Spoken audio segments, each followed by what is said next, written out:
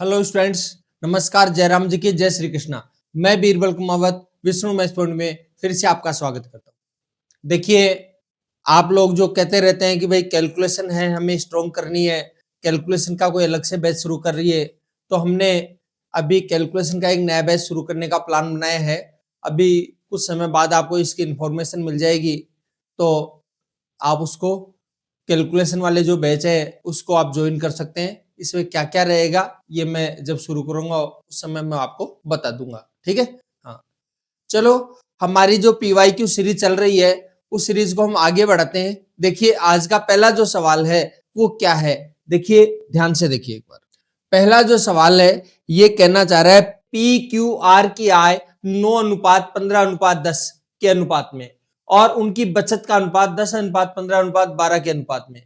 यदि आर अपनी आय का 60% खर्च करता है तो पी क्यू आर के व्यय का अनुपात बताओ। देखो ध्यान देना, ये जो अनुपात है बचत का अनुपात।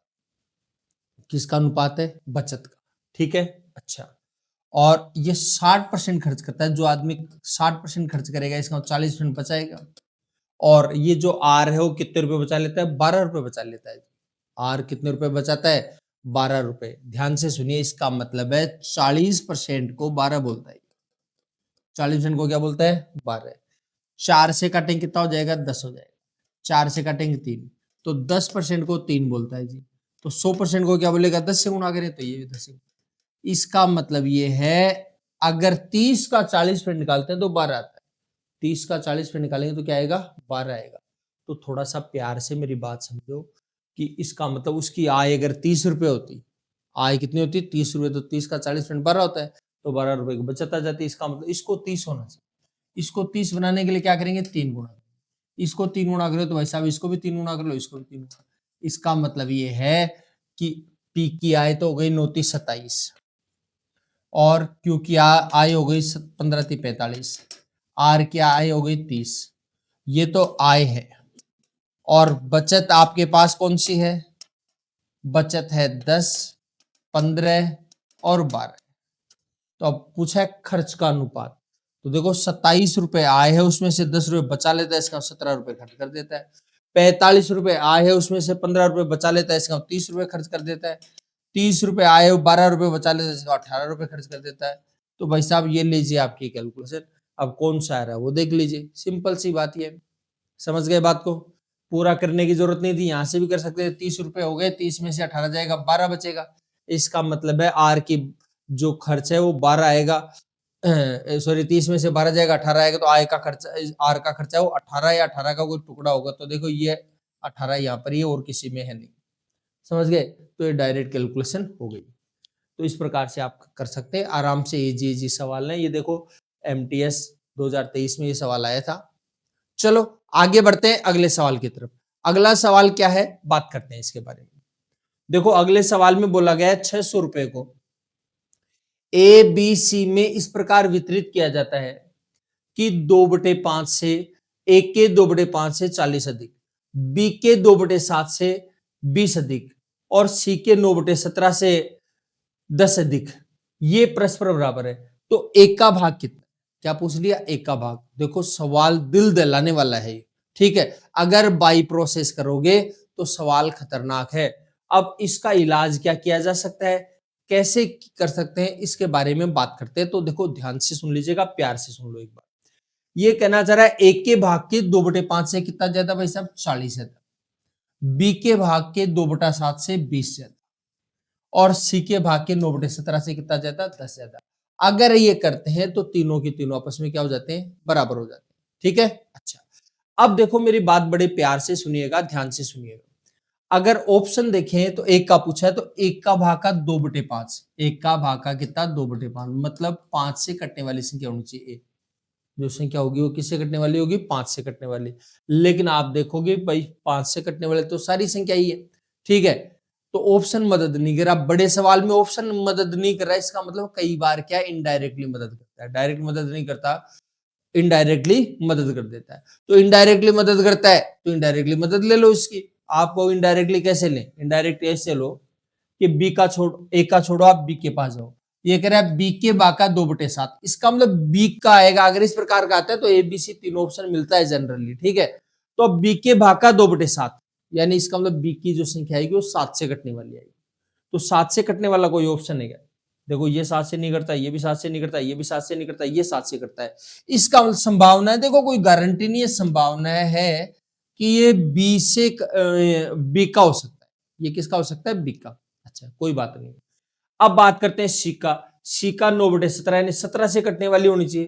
तो भाई साहब ये रहा 17 से कटने वाली संख्या ये। अगर ये 17 से कटने वाली मिल गई और 7 से कटने वाली बी और सी की मिल गई, जो हम अनुमान लगा रहे हैं, अंदाज लगा रहे हैं, तो देखो जी भाई साहब 280 और 170 कितना हो जाएगा? ये आ जाएगा 450। कितना जाएगा? 450। टोटल कितना है? 600। 600 में से 450 जाएगा, क्या बचेगा? 150 बचेगा। देखो 150 आ रहा है क्या? ये भाई साहब आ गया एक का। ये लो सारी चीजें मिल गई, ए बी सी तीनों आ गए। अब आपको लगे कि भाई साहब क्या पता ये तो गोली दे रहा हो अपने को, यही है, इसकी क्या गारंटी है भाई? बात तो ठीक है, ऐसा हो सकता है, अगला धोखा दे रहा हो सकता है, तो फिर आप इसको दोबारा दूसरे तरीके से चेक कर लो। आपको दूसरे तरीके से कैसे चेक करें? इसने बोला 1 के 2/5 से 40 ज्यादा, तो ए 150 है क्या? 150 का 2/5, और इसे कितना ज्यादा करेंगे? 40 ज्यादा करो एक बार। देखो 5 से काटेंगे 30 आ जाएगा, 30 दूनी 60 और 40 100 हुआ भाई साहब। अच्छा ये नाटक मत करना ऐसे लिख करके, सीधा ही कर लो 2/5। तो पहले 1/5 करो, 1/5 आएगा 30, 1/5 30 होगा, तो 2/5 कितना हो जाएगा? 60, और उससे 40 ज्यादा कितना हो गया? 100। चलो ठीक है, ये तो हुआ 100। अब ये कह रहा है इसके 2/7 से 20 ज्यादा, बी के 2/7, बी का ये है क्या? 2/7। पहले तो 1/7 देखो कितना होगा, इसका 1/7 होगा 40, 1/7 40, तो 2/7 कितना हो जाएगा? 80 हो जाएगा। 80 से 20 ज्यादा वही 100 हुआ है। आपका मन होगा लिखेंगे तो लिख लो भाई साहब, बी का 2/7 से, बी के 2/7 से कितना ज्यादा? 20 ज्यादा। 7 चौक 28 आ जाएगा, 40 दूनी 80 और 20 कितना हो जाएगा? 100 हो जाएगा। दोनों बराबर आ गए, यहां तक ठीक है। फिर क्या बोल रहा है? सी का 9/17, देखो इसका 1/17 हो जाएगा 10, 1/17 10 होगा, तो 9/17 कितना हो जाएगा? 90 हो जाएगा। 90 से 10 ज्यादा कितना हो जाएगा? 100 हो जाएगा। ये लो तीनों बराबर आ रहे हैं। इसको भी आप कहोगे लिखो, लिख करके दिखाओ, तो ये लो जी, इसका 9/17 से कितना ज्यादा? 10 ज्यादा। 17 से काटेंगे 10, 10 को 9 से उड़ा 90 और 10 100।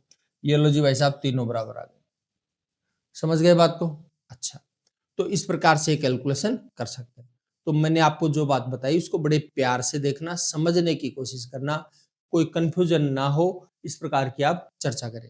समझ गए बात को? अच्छा, अब आपका मन हो कि भाई साहब अगर ऑप्शन से करें ही नहीं तो ठीक है, ये तो आपने कर लिया। देखो करना ऑप्शन से अगर ऐसी स्थिति आ जाए तो बात का सवाल मत बनाना, ठीक है।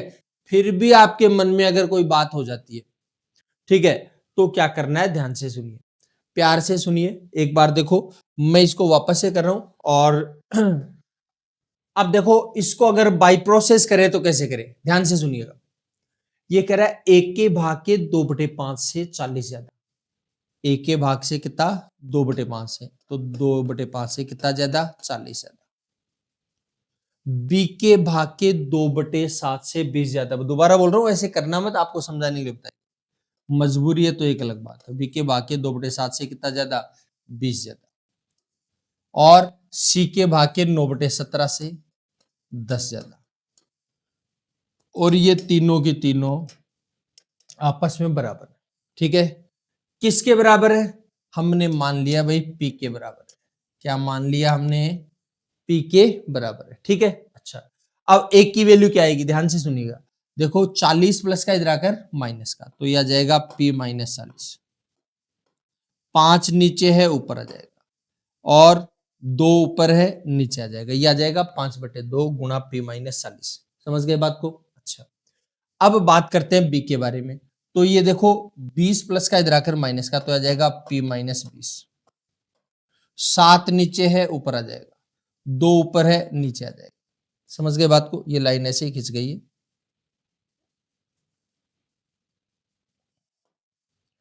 इसी प्रकार अगर सी की वैल्यू याद करें तो ये देखो 10 प्लस का इधर आकर माइनस का, तो P - 10 हो गया, और 17 ऊपर आ जाएगा, बटे में 9 आ जाएगा। ठीक है, कोई कंफ्यूजन है किसी प्रकार का? अच्छा, अब देखो ध्यान से सुनिए, तीनों का जो टोटल है वो कितना हो जाना चाहिए भाई साहब, 600 होना चाहिए, ये तो बोला इसने। देखो ध्यान से सुन लीजिएगा, प्यार से सुनो। इसके बटे में 2 है, इसके बटे में 2 है, इसके बटे में 9 है, ठीक है। तो 2 और 9 सबसे कटने वाले से क्या हो जाएगी 18। तो 18 से गुणा कर लो भाई साहब इसको। तो इसको 18 से गुणा कर लिया, इसको भी 18 से गुणा कर दिया, इसको भी 18 से गुणा कर दिया, और इसको भी आप 18 से गुणा कर दो। देखो 9 से काटेंगे 2 आ जाएगा, 2 से काटेंगे 9 आ जाएगा, 2 से काटेंगे 9 आ जाएगा। अब ये आ जाएगा 9 पंजे 45 को पी से गुणा करें 45 पी, 45 चौक 180, 1800 आ जाएगा। 9 7 63, 63 को पी से गुणा किया 63 पी आ जाएगा। हो जाएगी बात क्लियर। 63 दूनी 126 आ जाएगा। फिर 17 दूनी 34, 34 को पी से गुणा किया 34 पी, 34 को 10 से गुणा करें 340। हो जाएगी बात क्लियर। अच्छा आगे सुनिए, ध्यान से सुनना। 18 छिका 108 और ये 2 जीरो आ जाएगी, ठीक है। अच्छा अब आगे देखिए, प्यार से सुनो, ध्यान से देखिए एक बार। 45 पी और 63 पी कितना हो जाएगा 108 पी, 108 पी और 34 पी 142 पी आ जाएगा, ठीक है। 1800 1200 3000, 3060 है, और 40 31 हो जाएगा, 3100 300 3400, 3400 माइनस का इधर आकर प्लस का हो जाएगा, तो आ जाएगा 10,800 प्लस 3400, यह आ जाएगा 142 पी। तो देखो 34 और 108 142 आ जाएगा, ये 2 जीरो आ जाएंगी, 142 को 142 से काटेंगे 1 आ जाएगा, 2 जीरो लग जाएंगे। तो पी की वैल्यू आ जाएगी 100, पी की जो वैल्यू है वो कितनी आ जाएगी 100 आ जाएगी, ठीक है। अच्छा अब इसने पूछा कि इसकी वैल्यू है, एक की वैल्यू पूछी तो एक की वैल्यू तो ये आई थी। तो देखो एक की जो वैल्यू है वो आपकी थी 5/2 पी माइनस 40। तो देखो ध्यान देना, 5/2 तो आ जाएगा, और पी की 100 है, 100 में से 40 जाएगा 60 आ जाएगा, 2 से काटेंगे 30 आ जाएगा, 30 को 5 से गुणा करेंगे 150। तो आप चाहो तो सवाल को आप ऐसे भी कर सकते हो, ठीक है। बाकी आपको जो पहले बताया था ऑप्शन से, उससे करने की कोशिश करिएगा, थोड़ा इजी होगा, जल्दी कर पाएंगे सवाल, ठीक है। अच्छा चलो आगे बढ़ते हैं अगले सवाल की तरफ। देखो सुंदर सा क्या सवाल पूछा गया है, सुंदर सा आपको जवाब देना है। ये कह रहा है a प्लस बी का whole square into A cube minus B cube, A cube plus B cube, A square minus B square. ये कह रहा है इसका चतुर्थानुपाती ज्ञात करें। चौथे नंबर पर कौन सा अनुपात आएगा? बड़े प्यार से देखो भाई साहब, चौथे नंबर पर मान लो x आएगा। क्या मान लिया जी हमने? x मान लिया, ठीक है। अच्छा तो देखो ध्यान से देखिए, अब आपको पता है बाह्य पदों का गुणा बराबर होता है मध्य पदों, बाह्य पदों का गुणा बराबर मध्य पदों का गुणा। तो देखो भाई साहब ध्यान से सुनिएगा, a प्लस बी का whole square into A cube minus B cube, क्या है? A cube minus B cube और इंटू एक्स हो जाएगा, और इसका जाएगा A cube plus B cube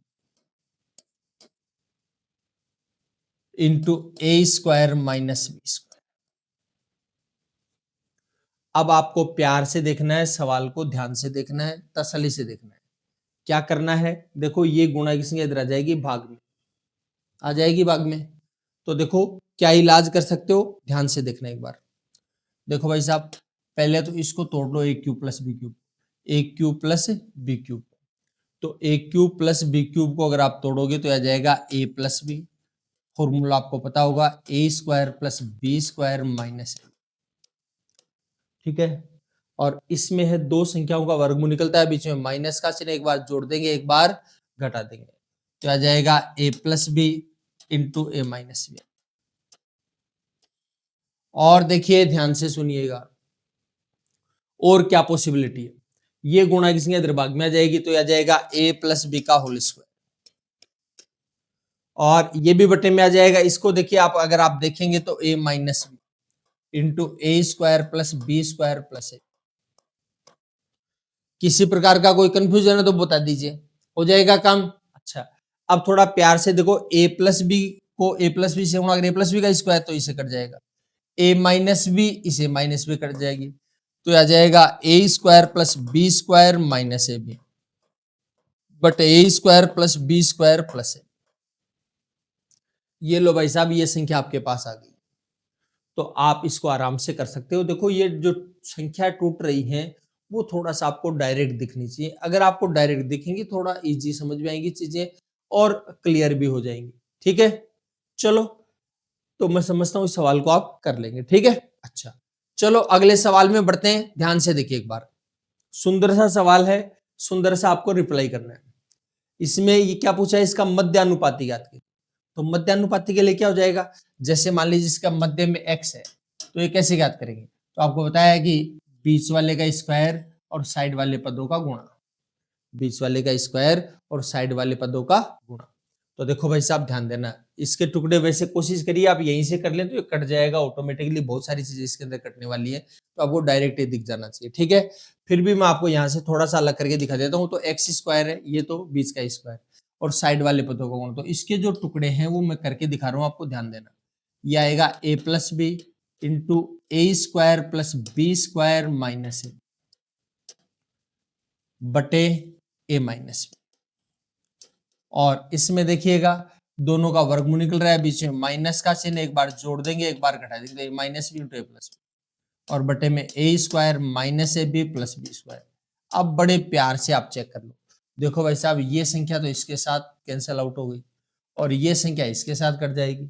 ठीक है, तो ये आ जाएगा ए प्लस बी को ए प्लस बी मल्टीप्लाई ए प्लस बी का स्क्वायर, तो ए प्लस बी आएगा कि नहीं आएगा, डायरेक्ट ही सोच लेना, ज्यादा नाटक मत करना, यहीं पर निपटा देना मामले को। इसको पता है कि इसमें इसका एक टुकड़ा ये है तो ये कट जाएगा और ए प्लस बी बचेगा इसमें, इसका ए प्लस बी ए माइनस बी, तो ए माइनस बी कट जाएगा, ए प्लस बी बचेगा। अब ए प्लस बी को ए प्लस बी दो बार आ रहा है तो दोनों का गुणा करके वर्गमूल करेंगे, वापस ए प्लस बी आ जाएगा। समझ गए बात को, तो सिंपल सी कैलकुलेशन है, थोड़ा सा ध्यान रखना है, प्यार से देखना है। ठीक है ना, हाँ काम से हो जाएगा आपका। चलो अब बढ़ते हैं अगले सवाल की तरफ। अगला सुंदर सा सवाल क्या है इसके बारे में बात करते हैं। देखो क्या बोला है इसने, भाजक और भागफल शेषफल का जो अनुपात है 3:2 है। ठीक है, अच्छा, और भाजक और शेषफल का जो अनुपात है 7:12 है। यदि शेषफल 14 है, भाज्य 9 है, भाज्य को 9 से विभाजित किया जाए तो शेषफल क्या बचेगा। थोड़ा प्यार से देखो, थोड़ा सा चीजों को फैला दिया इसने, भाजक भागफल और शेषफल। भाजक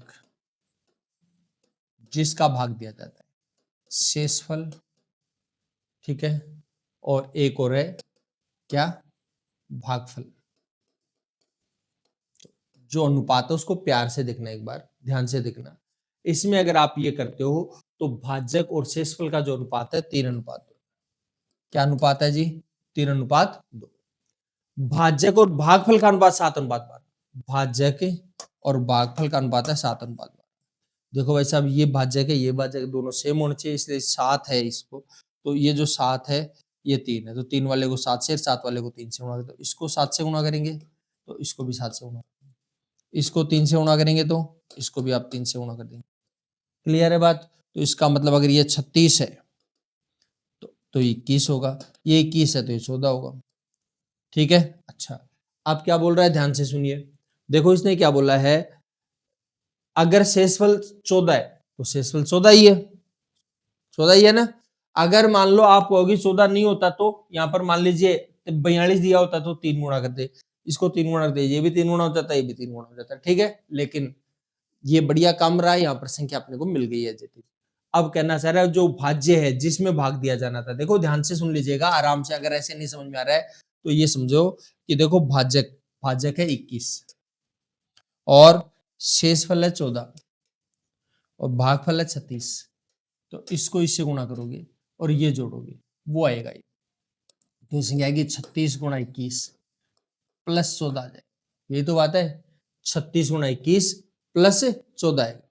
ठीक है, अच्छा, अब आगे और अगर आप चर्चा करते हो तो समझिए बात को ध्यान से देखना एक बार, 36 गुणा 21 प्लस 14 आ जाएगा।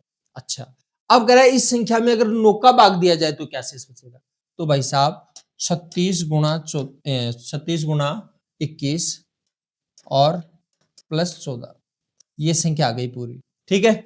और इसमें किसका भाग दिया जाए, 9 का, तो भाई साहब 9 का भाग इसमें तो पूरा पूरा जाएगा, शेष ही तो पूछा आपको, शेष पूछा इसलिए इसमें तो पूरा पूरा जाएगा, तो 0 शेष बचेगा। इसमें 14 में 9 का भाग देना, 9 के 9 5 शेष बच जाएगा, इसमें 0 शेष बचेगा, 0 और 5 कितना हो जाएगा, 5 हो जाएगा। ये आप देखते ही टिक मार दो, कोई दिक्कत नहीं। तो इजी सा सवाल था जो हमने सोल्व कर लिया। तो प्यार से आप सोल्व करने की कोशिश करिए, समझ गए बात को, सवाल निकालते रहिए, कोई दिक्कत आए तो पूछते रहिए। चलो बाकी कल मिलते हैं इसी समय, धन्यवाद।